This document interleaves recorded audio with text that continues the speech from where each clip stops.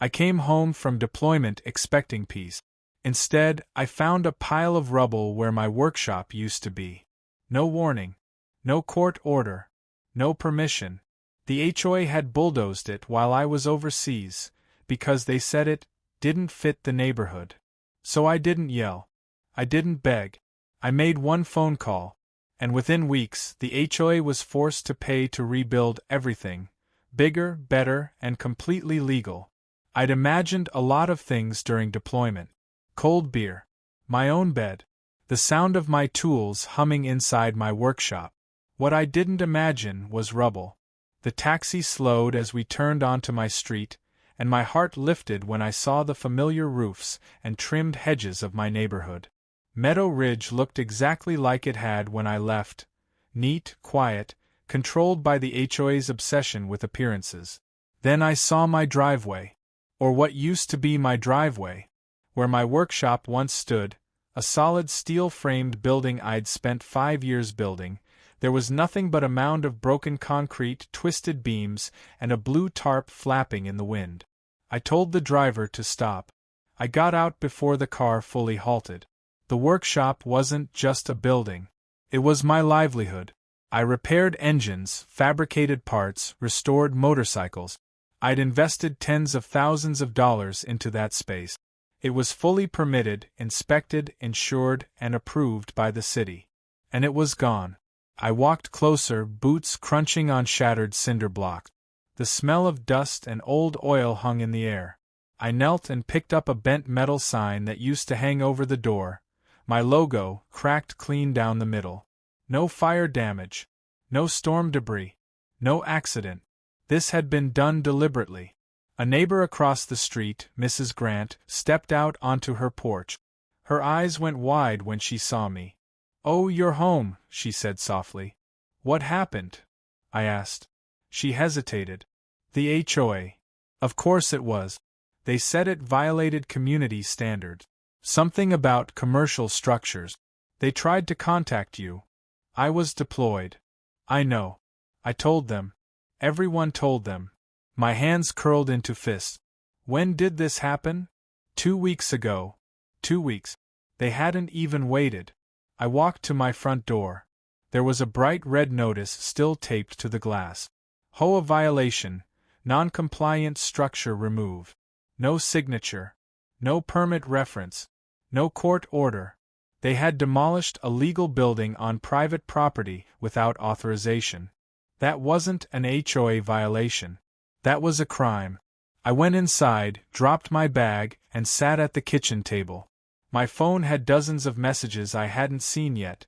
Neighbors, friends, even a couple of HOA board members who'd apparently realized too late what they'd allowed to happen. One text stood out.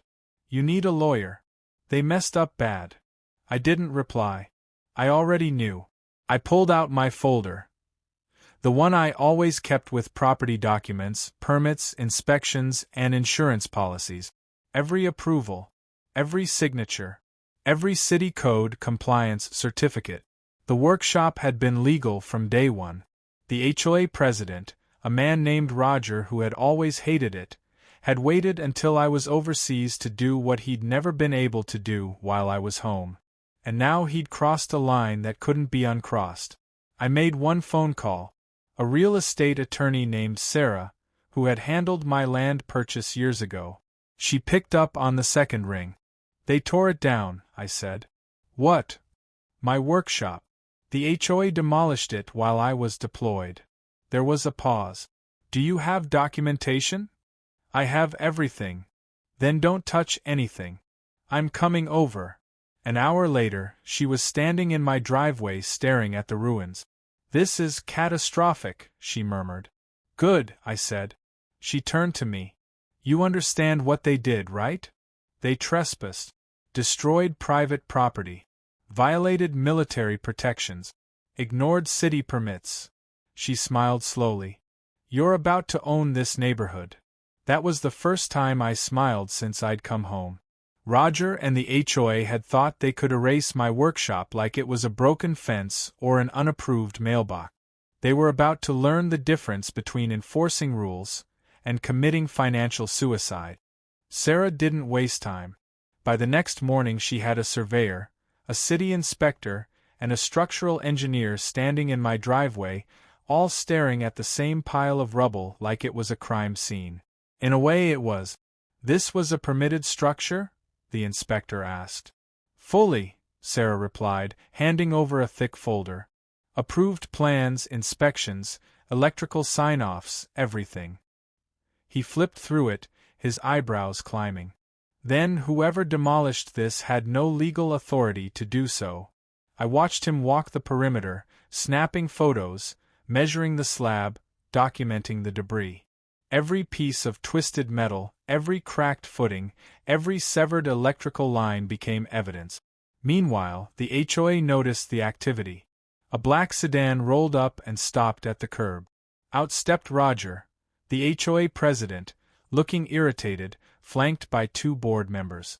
They didn't cross onto my property. They didn't have to. Their disapproval radiated across the lawn. "What's going on here?" Roger called. "Documenting a felony," Sarah said without looking up. Roger scoffed. "It was an HOA enforcement action. You don't have the authority to demolish a legally permitted structure," she replied. "Not without a court order." He folded his arms. He was unresponsive. "He was deployed with the military," Sarah snapped. "Which means he's protected under federal law. You couldn't touch his property even if the building were illegal, which it wasn't." One of the board members went pale. Roger tried to recover. "We issued multiple notices. Mailing a letter to an empty house doesn't override the Servicemembers Civil Relief Act," Sarah said. "You were required to petition a court before taking any action. You didn't. You trespassed and destroyed private property." Roger's jaw tightened. "This is being blown out of proportion."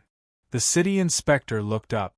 "Sir, you've exposed live electrical lines and destabilized a permitted foundation. That's a safety hazard and a code violation. I'm issuing a stop-work order against the HOA immediately." Roger blinked. "A what?" "Your contractors are barred from touching this site. You'll also be fined for unauthorized demolition." For the first time, Roger looked worried. The board members whispered to each other. I hadn't said a word yet. I didn't need to. Sarah turned to Roger. "My client will be filing a civil suit for property damage, lost income, emotional distress, and violations of federal military protections." "Emotional distress?" Roger scoffed weakly. "He built that workshop after his first deployment," she replied. "It was part of his medical recovery. You didn't just demolish a building. You destroyed something irreplaceable." Silence fell over the driveway. Roger cleared his throat. "We can discuss a resolution." "No," Sarah said. "We're past that." Within 48 hours, the lawsuit was filed. It named the HOA, the board members individually, and the demolition company they hired. The damages alone were staggering: replacement cost of the building, the equipment that had been inside, the business income one lost, and statutory penalties for violating military protections. And then the news hit the neighborhood. Neighbors who had quietly resented the HOA for years suddenly realized what had happened. They started talking, posting, sharing old stories of fines, threats, and overreach. Roger's phone started ringing off the hook. 2 days later, he showed up at my door. No blazer, no board members, just him, standing awkwardly on my porch. "We didn't realize the building was that important," he said. "It was my livelihood," I replied. "We can rebuild it." "You already destroyed it." "We can make it right," he insisted. "We'll reconstruct it exactly as it was." "Too late," Sarah said from behind me. "Now you're paying for the new one." Roger swallowed. "New. Bigger," she continued. "Upgraded. To current commercial code. With full utility hookup. And a separate office. That's outrageous." "So was demolishing it," she replied. He stared at the wreckage behind me. "This could bankrupt the HOA." "Then maybe you shouldn't have used it as a weapon," I said. Roger left without another word. Over the next week, the HOA's insurance company got involved. Then their attorneys. Then their accountants. The numbers kept climbing. Replacement value. Business interruption. Legal penalties. And that was before the federal side of it even began. The workshop was gone. But the consequences were just getting started. The first construction truck showed up 3 days later. Not to build. To measure. 2 men in hard hats stood on my lawn with clipboards, taking photos of the destroyed slab, the scattered wiring, the crushed foundation edges. One of them shook his head slowly. "Who did this?" he muttered. "The HOA," I said. He snorted. "They're about to spend a fortune." Word had gotten out fast. Every contractor in town knew the story by now. An HOA bulldozed a fully permitted workshop while its owner was deployed. Nobody wanted their company's name anywhere near that mess unless they were being paid very, very well. And the HOA was about to pay. That afternoon, Sarah forwarded me an email chain from the HOA's lawyers. It was full of words like liability exposure, federal violations, and insurance denial. They were panicking. The insurance company had already refused to cover the demolition. It was ruled intentional. That meant every dollar of the rebuild, every lawsuit cost, and every fine would come straight out of HOA funds. Which meant straight out of the homeowners. People were furious. I saw it for myself that evening when I went for a walk. Groups of neighbors stood in driveways talking in hushed, angry voices. When they saw me, the tone changed. "We're on your side," one woman said quickly. "What they did was disgusting. They're saying our dues might double to pay for this," a man told me. "Roger screwed us." By the time I got home, my phone had blown up with messages. "Is it true they destroyed your building while you were overseas? You should sue them for everything. We're trying to remove the board." The HOA wasn't just losing money. They were losing control. The next day, a formal notice arrived. The HOA requested mediation. Sarah laughed when she read it. "They don't get mediation after committing a federal violation," she said. "They get a judge." Still, we agreed to attend. Not to negotiate, but to document how scared they were. The mediation took place in a stuffy conference room downtown. Roger sat at one end of the table, pale and sweating. His lawyer sat beside him, flipping nervously through a binder. Sarah and I sat across from them. "This is a very unfortunate situation," Roger began. "You destroyed my workshop," I said flatly. "We were enforcing HOA standards. You were trespassing on a deployed service member's property." His lawyer cleared his throat. "We're prepared to offer a generous settlement." Sarah slid a document across the table. "This is our demand." Roger picked it up and read. His face drained of color. "You want us to rebuild it bigger?" "To modern commercial code," Sarah said. "With updated electrical, reinforced foundation, and a dedicated office. That will cost hundreds of thousands." "Yes." "And you want compensation for lost income?" "Yes." "And attorney's fees?" "Yes." Roger slammed the paper down. "That will bankrupt the HOA. Then you shouldn't have bulldozed a legal building," Sarah replied calmly. There was a long, awful silence. Roger's lawyer leaned over and whispered something to him. Roger rubbed his face with both hands. Finally, he looked at me. "What do you really want?" I didn't hesitate. "My workshop. Rebuilt exactly how I want it. And a public admission that you were wrong." Roger stared at me like I'd asked for his soul. "You humiliated me," I continued. "You destroyed something I built while I was serving this country. You don't get to walk away quietly."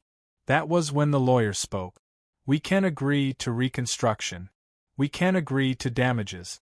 But a public admission is non-negotiable," Sarah said. Roger looked trapped. Because he was. Outside that room, the HOA was already imploding. Homeowners were demanding resignations. The board was fracturing. The city was threatening fines. They needed this to end. And the only way out was through me. 2 days later, the HOA surrendered. They agreed to everything. Full reconstruction. full compensation, public acknowledgement of wrongdoing. And Roger?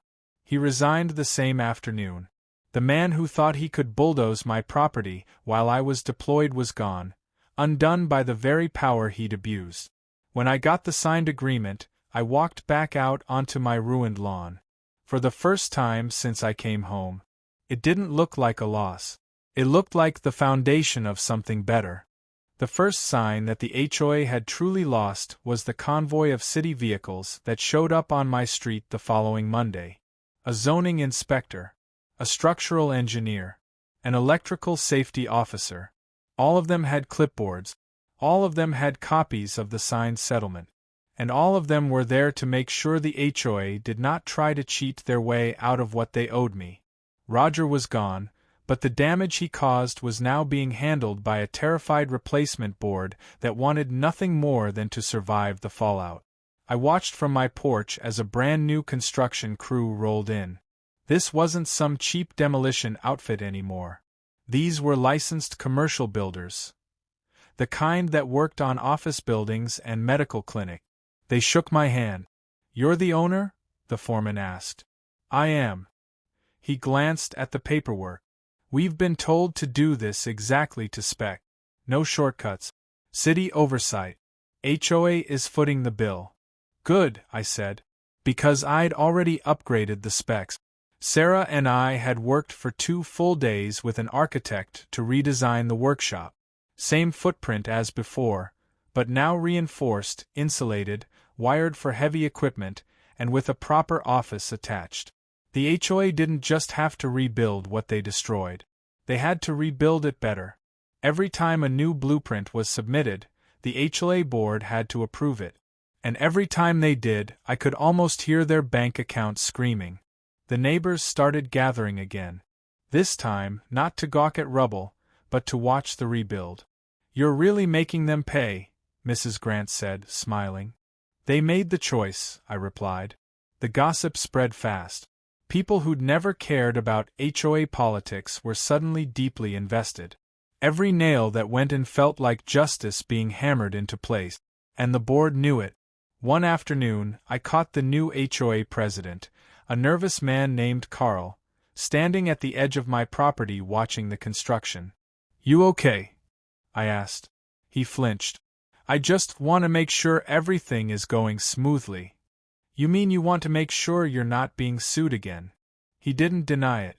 "Look," he said quietly, "we're trying to fix what Roger did." "Then keep writing checks," I replied. "That's how you fix it."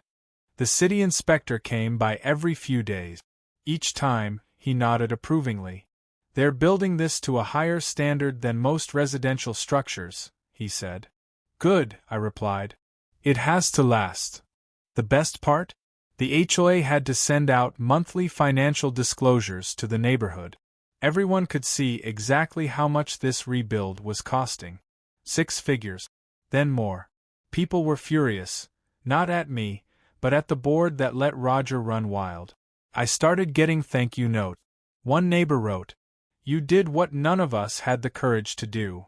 Another said, "Maybe now they'll think twice before threatening us." And they did. HOA violation letters practically vanished overnight. No more petty fines. No more power trips. No more random inspections. They were too scared. 2 months into construction, the frame of my new workshop stood tall and clean against the sky. Stronger beams. Better materials. Bigger windows. I walked through it with the foreman. "This is going to be one of the nicest private shops in the county," he said. "I know," I replied, because it wasn't just a building anymore. It was a reminder. One afternoon, Sarah stopped by. "They asked if you'd consider dropping the public admission requirement," she said. I laughed. "Absolutely not. They're worried about their reputation. They destroyed mine first." A week later, the HOA sent out the letter. It went to every homeowner. The Homeowners Association acknowledges that it acted improperly in the demolition of a resident's legally permitted workshop while he was deployed. We take full responsibility and are funding its complete reconstruction. No excuses. No spin. Just the truth. Roger's name wasn't in it, but everyone knew.